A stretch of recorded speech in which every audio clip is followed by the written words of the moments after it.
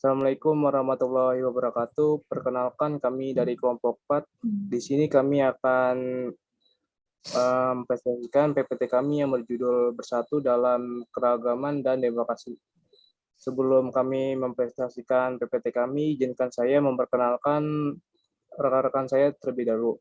Perkenalkan, nama saya Raditya Nova dengan absensi nomor 17.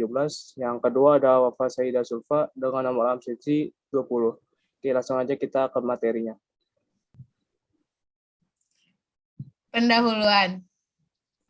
Isu utama yang menjadi muatan demokrasi adalah persoalan saling menghargai, eksistensi keberadaan, rasa ingin dihargai adalah kebutuhan alamiah atau fitrah manusia. Manusia dari suku bangsa apapun memiliki rasa itu. Persoalan menghargai dan dihargai adalah bagian penting dari misi dakwah Islam. Seperti yang lebih muda harus menghormati yang tua dan yang tua diperintahkan untuk menyayangi yang muda. Sebagaimana Rasulullah SAW bersabda yang artinya tidak termasuk umatku orang yang tidak menghormati yang lebih tua, tidak mengasihi yang lebih muda, dan tidak pula mengerti hak seorang yang alim. Hadis riwayat Ahmad.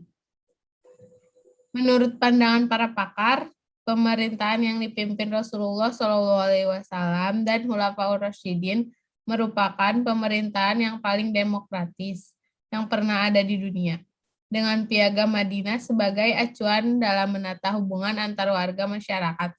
Pada masa itu, semua elemen masyarakat mendapat pengakuan dan penghormatan yang setara.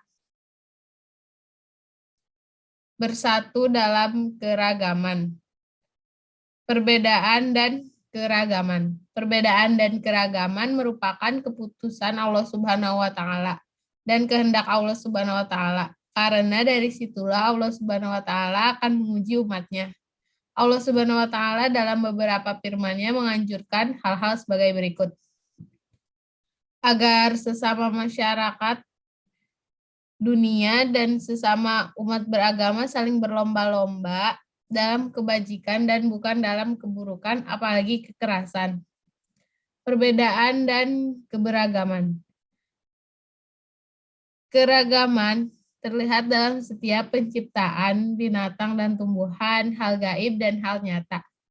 Keragaman juga terjadi baik pada pemahaman ide, pemikiran, doktrin-doktrin, kecenderungan-kecenderungan, maupun ras, jenis kelamin, bahasa, suku, bangsa, negara, agama, dan sebagainya. Islam telah memberikan sinyal bagaimana kaum muslimin menyelesaikan perbedaan dengan bermusyawarahlah dalam segala urusan. Quran Surat Al-Imran ayat 159. Kemudian jika kamu berlainan pendapat tentang sesuatu, maka kembalikanlah ia kepada Allah Subhanahu wa taala. Al-Quran dan Rasul sunnahnya. Quran Surat An-Nisa ayat 59. Jika kamu benar-benar beriman kepada Allah Subhanahu wa taala dan hari kemudian, dan janganlah kebencian kepada kelompok lain menjadikan kamu tidak berlaku adil atau objektif. Quran Surat Al-Ma'idah ayat 8. Oleh karena itu, Indonesia dengan kebinekaan dan keberagamannya dalam berbagai aspek mengembangkan sistem demokrasi dalam bernegara. Makna Quran Surat Al-Imran dan hadis terkait tentang bersikap demokratis. Quran Surat Al-Imran ayat 159. Fabima rahmati minallahi lintalahum walau kuntafadon golidol kolbi lang faddu min haulika fa'fu anhum wastaghfir lahum wasyawirhum bil amri faida azam ta fatawakkal ala Allah innallaha yuhibbul mutawakkilin. Artinya, maka disebabkan rahmat dari Allah Subhanahu wa taala lah kamu berlaku lemah lembut terhadap mereka. Sekiranya kamu bersikap keras lagi berhati kasar, tentulah mereka menjauhkan diri dari sekelilingmu. Karena itu maafkanlah mereka, mohonkanlah ampun bagi mereka, dan bermusyawarahlah dengan mereka dalam urusan itu. Kemudian apabila kamu telah membulatkan tekad, maka bertawakallah kepada Allah Subhanahu wa taala. Sesungguhnya Allah Subhanahu wa taala menyukai orang-orang yang bertawakal kepadanya. Ayat di atas menjelaskan bahwa meskipun dalam keadaan genting seperti terjadinya pelanggaran yang dilakukan oleh sebagian kaum muslimin dalam perang Uhud sehingga menyebabkan kaum muslimin menderita kekalahan, tetapi Rasulullah Shallallahu Alaihi Wasallam tetap lemah lembut dan tidak marah terhadap para pelanggar. Bahkan memaafkan dan memohonkan ampun untuk mereka. Seandainya Rasulullah bersikap keras, tentu mereka akan menaruh benci kepada beliau. Dalam pergaulan sehari-hari, beliau juga senantiasa memberi maaf terhadap orang yang berbuat salah, serta memohonkan ampun kepada Allah Subhanahu wa taala terhadap kesalahan-kesalahan mereka. Dalam ayat di atas tertera 3 sifat dan sikap yang secara berurutan disebut dan diperintahkan untuk dilaksanakan saat bermusyawarah, yaitu lemah lembut, tidak kasar, dan tidak berhati keras. Hadis riwayat At-Tirmidzi. An Abi Hurairah qala ma ra'aitu ahadan aksara masyuratan li ashabihi min Rasulillah.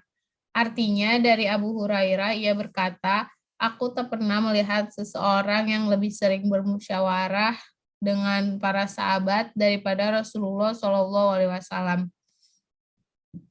Hadis tersebut menjelaskan bahwa dalam pandangan para sahabat, Rasulullah Shallallahu Alaihi Wasallam adalah orang yang paling suka bermusyawarah dalam banyak urusan yang penting. Beliau selalu melibatkan para sahabat untuk dimintai pendapat, salah satunya dalam urusan strategi perang. Sikap tersebut menunjukkan bahwa salah satu bentuk kebesaran jiwa beliau dan kerendahan hatinya yaitu tawadunya. Meskipun mempunyai status sosial paling tinggi dibandingkan dengan seluruh umat manusia, yakni sebagai utusan Allah Subhanahu wa taala, meski demikian kedudukan Rasulullah Shallallahu alaihi wasallam yang begitu mulia di sisi Allah Subhanahu wa taala sama sekali tidak membuat beliau merasa menjadi paling benar, termasuk dalam urusan kemanusiaan dan yang terkait dengan masalah ijtihad. Dari ayat Al-Quran dan hadis Nabi Muhammad SAW di atas bisa dipahami bahwa musyawarah adalah salah satu kebiasaan beriman. Hal tersebut perlu diterapkan dalam kehidupan sehari-hari. Seorang muslim, terutama dalam hal-hal yang memang memerlukan proses musyawarah. Sebagai misal, ada hal yang sangat penting, suatu hal yang ada hubungannya dengan orang banyak atau masyarakat dalam pengambilan keputusan dan lain-lain. Atas hal tersebut, dalam kehidupan bermasyarakat, musyawarah menjadi hal yang sangat penting. Musyawarah membuat permasalahan yang sulit menjadi mudah, sebab dipecahkan oleh orang banyak apabila jika yang membahas adalah orang yang ahli di bidangnya. Selain itu, dalam bermusyawarah juga akan terjadi kesepahaman dalam bertindak.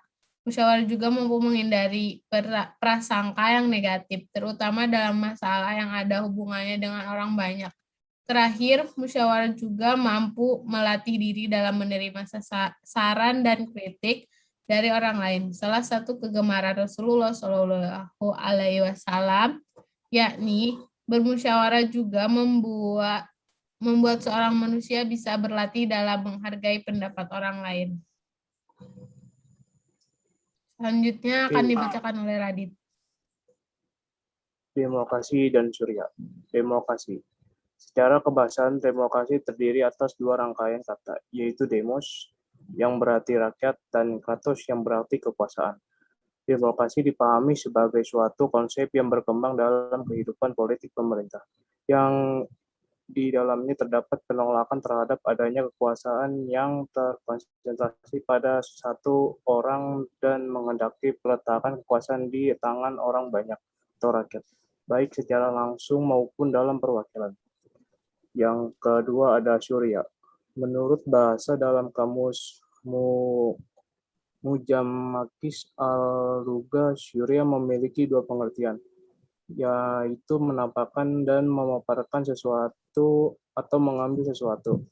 Sedangkan menurut istilah, beberapa ulama terdahulu telah memberikan definisi Syria, di antaranya mereka adalah yang pertama Ar-Ghaibi al-Syafini dalam kitabnya Al-Muhdarat fi Ghaibi Al-Quran mendefinisikannya Syria sebagai proses mengumpulkan pendapat dengan saling mengoreksi antara peserta Syria.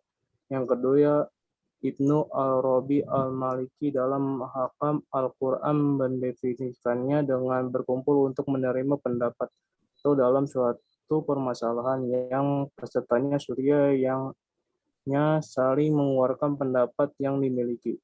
Yang terakhir, sedangkan definisi Syria diberikan oleh pakar fikih kontemporer dalam Syria fi Jili Nizami al-Hukum al-Islami, diantaranya adalah proses menelusuri pendapat para ahli dalam suatu permasalahan untuk mencapai solusi yang mendekati kebenaran.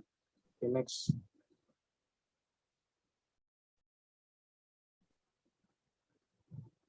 Persamaan demokrasi dan Syria. Dari beberapa definisi Syria dan demokrasi di atas, yaitu dapat memahami bahwa Syria hanya merupakan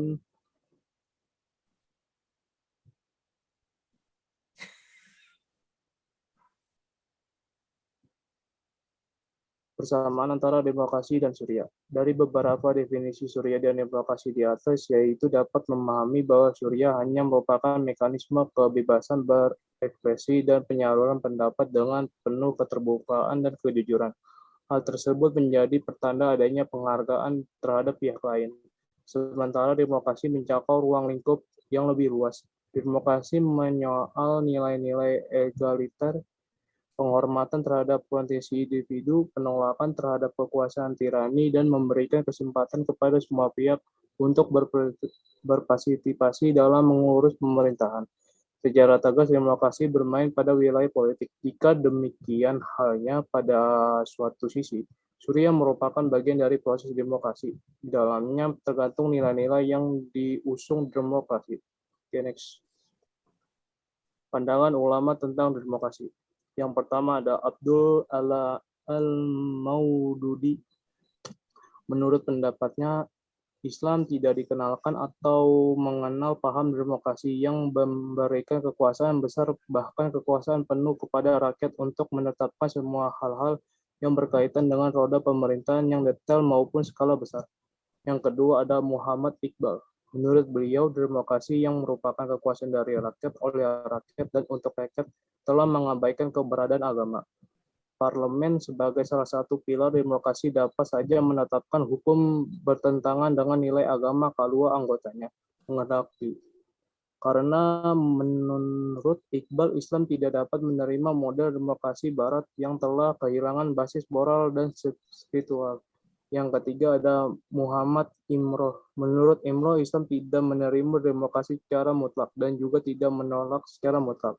Dalam demokrasi, kekuasaan legislatif untuk memberi dan menetapkan hukum secara mutlak berada pada tangan rakyat. Sementara dalam sistem Syria atau Islam, kekuasaan tersebut merupakan wewenang Allah Subhanahu wa Ta'ala. Okay, next.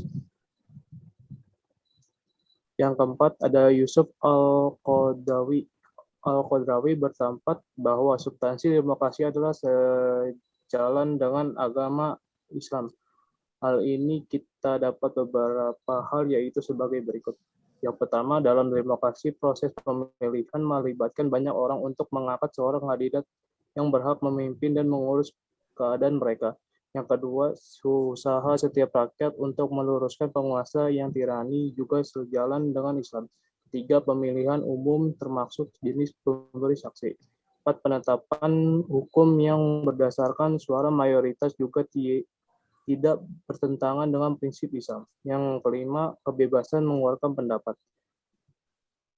Yang kelima ada Salim Al-Basnawi. Menurut pendapat dari Salim Ali Al-Basnawi, demokrasi mengandung sisi-sisi yang baik dan tidak bertentangan dengan ajaran agama Islam. Tetapi juga terdapat sisi negatif yang bertentangan dengan ajaran agama Islam. Okay, next. Oke, sekian dari kelompok kami. Kurang lebihnya mohon maaf.